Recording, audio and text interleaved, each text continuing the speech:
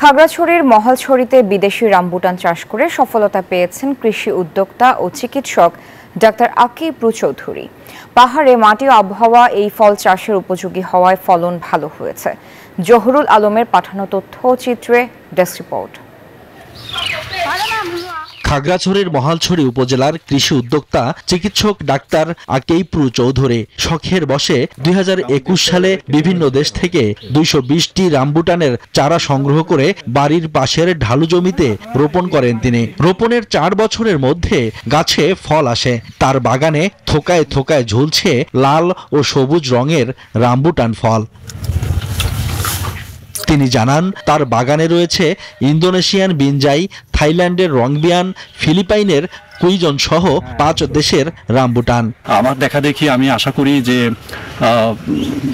যারা বেকার যুবক রয়েছেন তারাও এই ধরনের রামবুটান চাষ করে আসলে ওরা স্বাবলম্বী হবে আশা করি।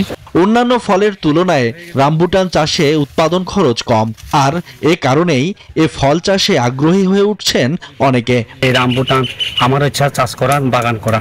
এই রামবুটান ফলগুলো খুব ভালো, 1 বছরের মাথায় ফল আসতে শুরু করে। আমার নিজ বাগানে যদি আমি লাগাতে পারলে আমি ভালো কিছু করতে পারবো। রামবুটান চাষের জন্য পার্বত্য অঞ্চলে মাটি উপযোগী, তবে ঢালু জমি ও পর্যাপ্ত সূর্যের আলোতে রামবুটান চাষের জন্য কৃষকদের পরামর্শ দিচ্ছেন বৈজ্ঞানিক কর্মকর্তারা। এটি আমাদের উদ্ভাবিত জাত, প্লাস হচ্ছে অন্যান্য যে জাতগুলো আমাদের ইতিমধ্যে পার্বত্য অঞ্চলে বিস্তার ঘটেছে সেগুলো মূল্যায়নের মাধ্যমে কৃষকগণ এটিকে তাদের বাগানে চাষাবাদ করতে পারেন। প্রায় 12 একর জমিতে রামবুটান চাষ করেছেন কৃষি উদ্যোক্তা ও চিকিৎসক ডাক্তার আকিব চৌধুরী।